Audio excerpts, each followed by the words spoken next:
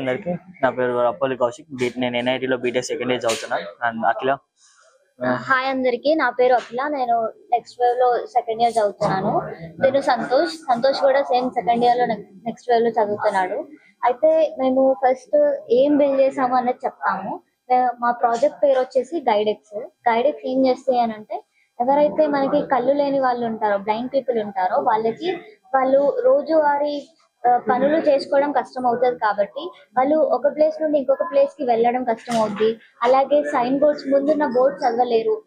అలాగే వాళ్ళు ముందు ఎవరు వెళ్తున్నారు, ఆ పర్సన్ ఏంటి అని కూడా తెలుసుకోలేరు. తర్వాత ముందు ఏమైనా ఆబ్జెక్ట్ ఉందా, ముందు బస్సు వెళ్తుందా, లేకపోతే ముందు చైర్ ఉందా అని కూడా వాళ్ళు తెలుసుకోలేరు. కాబట్టి ఇవన్నీ మేము సాల్వ్ చేద్దామని చెప్పేసి మా ప్రాజెక్ట్ ఒక థీమ్ అన్నమాట. ఇప్పుడు మాకు ఈ ఐడియా ఎలా వచ్చింది అని చెప్పాలంటే, మేము ఇంటర్న్షిప్ చేసాము. మేము ముగ్గురం డ్రోన్ సెక్టర్ లో ఇంటర్న్షిప్ చేసాము. ఇంటర్న్షిప్ చేసి వచ్చిన తర్వాత ముగ్గురం కూర్చొని మా ఇంటర్న్షిప్ జర్నీ షేర్ చేసుకుంటున్నాము. మేము ఇంటర్న్షిప్ లో ఇలా చేసాము అని చెప్పి. కౌశిక్ ఎక్కడైతే ఇంటర్న్షిప్ చేశాడో అక్కడ ఒక పర్సన్ ని చూశాడు. ఆ పర్సన్ బ్లైండ్ ఉంటే వాళ్ళు ఒక స్టిక్ వాడుతున్నారు. ఆ స్టిక్ అనేది చాలా హెవీ ఉంది.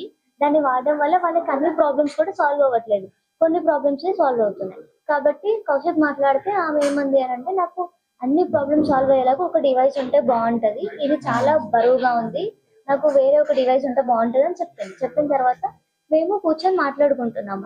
ఆ డివైస్ ఒకటి మనమే ప్రిపేర్ చేస్తే బాగుంటది, వేరే వాళ్ళ దగ్గరికి ఎందుకు, మనమే స్టార్ట్ చేద్దాం అని చెప్పి మేము ముగ్గురం అనుకొని ప్రాజెక్ట్ స్టార్ట్ చేసాము. సో ప్రాజెక్ట్లో ఏందనుకుంటే, ఫస్ట్ 4 ఫ్యూచర్లు అనుకున్నాము, కానీ అవి 5 ఫ్యూచర్స్ కింద వెళ్ళిపోయినాయి. 4 ఫ్యూచర్లు ఏంటివంటే, ఒకటి కెమెరా తోటి ఆబ్జెక్ట్స్ చూడడం, ఏ ఆబ్జెక్ట్ అని, ఒక పర్సన్ ఉన్నాడా, టేబుల్ ఉందా, అదంతా చూడడం. ఒక కంప్లీట్ ఎట్లా అంటే, ఒక హ్యూమన్ స్ట్రక్చర్ తీసుకుంటే ఐస్ లెక్క కెమెరా అనేది. ఈ కెమెరా మొత్తం ఐస్ కింద పనిచేస్తాయి. ఎట్లా అంటే, పర్సన్ ఉన్నాడా, టేబుల్ ఉందా, ఏది ఉందని చెప్తుంది. మాట్లాడుతుంది. బ్లూటూత్ మాడ్యూల్ ఉంటుంది, అది రికార్డింగ్. ఐ మీన్ ఏం మాట్లాడిందో కంటెంట్. ఇప్పుడు యూజర్ అనేటువంటి ఉన్నాడు అనుకోండి, వీడికి గుడ్డోడు అనుకోండి, వీడి ఇప్పుడు ఇక్కడ నుంచి ఒక డిస్టెన్స్ కి వెళ్ళాలి, మనకి కనిపించదు అసలు ఏముంది, ముందర పర్సన్ ఉన్నాడా, టేబుల్ ఉందా, అంత ఏం చేయలేదు.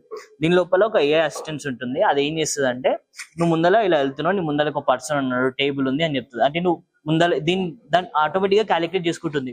ముందర టేబుల్ ఉంది, నువ్వు లెఫ్ట్ సైడ్ నుంచి వెళ్ళొచ్చు, లెఫ్ట్ సైడ్ నుంచి ఫ్రీగా ఉంది రూట్, నువ్వు లెఫ్ట్ సైడ్ లెఫ్ట్ సైడ్ ఖాళీ ఉంటే లెఫ్ట్ సైడ్ నుంచి వెళ్ళొచ్చు, రైట్ సైడ్ ఖాళీ ఉంటే రైట్ సైడ్ నుంచి వెళ్ళొచ్చు. అదొకటి. అండ్ దీంట్లో ఫేషియల్ రికగ్నిషన్ కూడా పెట్టాం. ఫేషియల్ రికగ్నిషన్ ఏంటిది అంటే, ఇప్పుడు ఒక పర్సన్ డేటా ఆల్రెడీ మేము ఫీడ్ చేసుకున్నాం, ఒక X% డేటా ఆల్రెడీ ఫీడ్ ఉంది మా దగ్గర. ఇప్పుడు ఆ పర్సన్ ముందరికి వచ్చిండు అనుకోండి, వీడికి తెలియదు ఆ పర్సన్ ఎవరు అని. వీడు ఏం చేస్తాడు, వీడు హూ అనే కమాండ్ ఇస్తాడు. హూ అనే కమాండ్ ఇస్తే, ఇగో ఈ పలానా పర్సన్ నీ ముందున్నాడు అని చెప్పి చెప్తుంది. ముందున్నాడా, నీకు లెఫ్ట్ సైడ్ ఉన్నాడా, రైట్ సైడ్ ఉన్నాడా అని చెప్తుంది. అదొక 2 ఫీచర్స్. థర్డ్ ఫీచర్ వచ్చేసి SOS అనేది ఏంటంటే, ఇప్పుడు మనకి తెలియదు, ఒక ఎమర్జెన్సీ సిచ్యువేషన్ ఉంది, వాడు ఎక్కడనో తెలియదు, మనకి భయం వేసింది, అరే నేను ఎక్కడో తప్పిపోయినానో అది అని అనుకుంటే, వాడు ఏం చేస్తాడు అంటే హెల్ప్ అని ఒకటి కమాండ్ అంటాడు. హెల్ప్ అనే కమాండ్ ఏం చేస్తుంది అంటే, వీడున్న ఎగ్జాక్ట్ లొకేషన్ గూగుల్ మ్యాప్స్ ఏదైతుందో ఆ లింక్ తీసుకొని వాళ్ళకి వాట్సాప్ లో, వాళ్ళ కేర్ టేకర్స్ ఎవరైతే ఉన్నారో, అంటే వాళ్ళ మదర్ ఫ్యామిలీ మెంబర్స్ కానీ ఎవరు ఉన్నారో వాళ్ళకి మెసేజ్ వెళ్తుంది. వాట్సాప్ లో మెసేజ్ ఏం వెళ్తుంది అంటే, ఈ పర్సన్ ఈ లొకేషన్ లో ఉన్నాడు, హీఈస్ ఇన్ డేంజర్ అని చెప్పి వెళ్తుంది. అదొకటి. అది థర్డ్ ఫీచర్. ఫోర్త్ ఫీచర్ వచ్చేసి నావిగేషన్ కి ఎలా వాడాము అంటే, GPS వాడాము, ఇంకోటి గూగుల్ మ్యాప్స్ వాడాము. గూగుల్ మ్యాప్స్ రూట్ చూపించడానికి, GPS ఎగ్జాక్ట్ గా ఎక్కడ ఉన్నాడు పర్సన్ చూపించడానికి. అండ్ బట్ కంప్లీట్ గా ఫ్రీ యూజ్. వాడు ఇప్పుడు ఇక్కడ పవర్ బ్యాంక్ ఉంటుంది లోపల. యాక్చువల్ ఇక్కడ మేము వాడింది జెట్సన్ ఒరినానో వాడాము. ఎన్ని అవర్స్ అంటే, ప్రస్తుతానికి దీనికి పవర్ సప్లై బయటకి నుంచి ఇస్తున్నాము. పవర్ బ్యాంక్ ఇచ్చి 20,000 mAh ఇస్తే లైక్ ఒక 32 అవర్స్ వరకు కంప్లీట్ గా పవర్ వస్తుందని నేను అనుకుంటున్నాను, మా అబ్జర్వేషన్ వరకు అయితే. ఇప్పటి వరకు ట్రావెల్ చేస్తాడు, 32 అవర్స్ ఛార్జింగ్ పెట్టుకోవచ్చు. పవర్ బ్యాంక్ ఇస్తాం కదా, పవర్ బ్యాంక్ ఛార్జింగ్ ఎట్లా నార్మల్ ఫోన్స్ కి ఎలా పవర్ బ్యాంక్ వాడతామో దీనికి కూడా అలానే.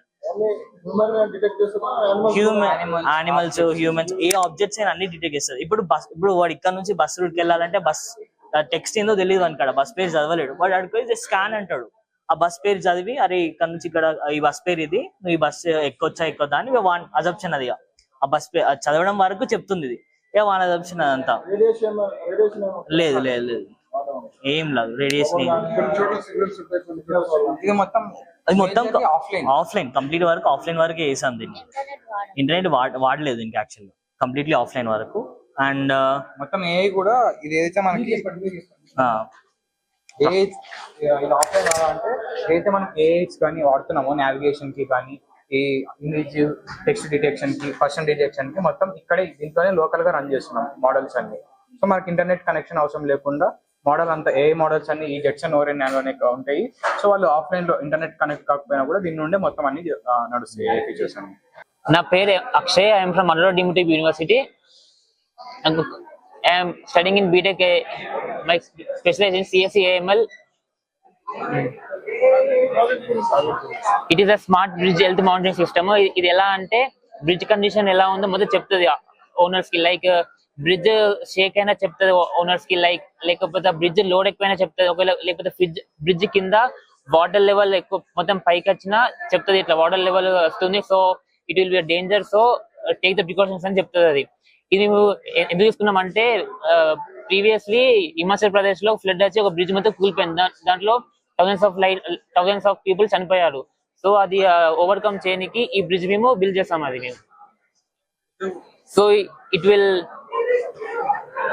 Save the lives of the many people. So అందుకే బ్రిడ్జ్ బిల్డ్ చేస్తాం. ఇది ఏమన్నా బ్రిడ్జ్ కరెక్షన్ ఉన్నా చెప్తుంది. లైక్ ఏమన్నా బ్రిడ్జ్ లో ఏమన్నా స్క్రాచెస్ ఉన్నా ఆ ఓనర్స్ కి కెమెరా ద్వారా ఇది పంపిస్తుంది వాళ్ళకి, ఇట్లా స్క్రాచ్ ఉంది, సో బీ కేర్ఫుల్ అని చెప్పేసి. అలా వాటర్ లెవెల్ ఎక్కువ ఉన్న మొత్తం చెప్తుంది. ఇది ఇట్లా ఫ్లడ్ వచ్చే అవకాశం ఉంది కావచ్చు, సో అది ఇక్కడ చెప్తుంది. ఇక్కడ రెడ్, గ్రీన్, ఆరెంజ్ కలర్ చెప్తుంది. అది మళ్ళీ వార్నింగ్ ఇస్తుంది. అది సైలెంట్ ఉంటది. మళ్ళీ మెసేజ్ ఓనర్లకి ఫోన్ కాల్ వస్తుంది వాళ్ళకి, ఇట్లా మెసేజ్ చేస్తుంది. వాటర్ ఫ్లో అంటే వాటర్ లెవెల్ ఎంత ఉంది, వాటర్ లెవెల్ తక్కువ ఉందా ఎక్కువ ఉందా అది కూడా చెప్తుంది. అండ్ మళ్ళా ఇట్లాంటి బ్రిడ్జెస్ ఒకవేళ మల్టిపుల్ ఉన్నాయి అనుకో చెప్తుంది. ఇట్లా ఈ బ్రిడ్జ్ లొకేషన్ ఇక్కడ ఉంది, పర్టికులర్ జిపిఎస్ ద్వారా చెప్తుంది, పర్టికులర్ దగ్గర ఉంది అని చెప్పేసి బ్రిడ్జ్ అని.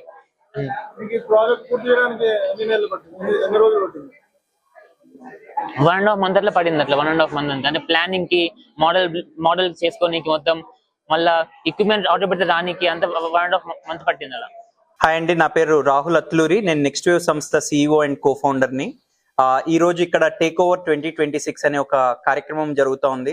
సో దీనికి సంబంధించి మొత్తం అక్రాస్ ద కంట్రీ నుండి ఒక 19 క్యాంపసెస్ నుండి మోర్ దెన్ 300 స్టూడెంట్స్ ని ఈ ఈవెంట్ కి సెలెక్ట్ చేయడం అనేది జరిగింది.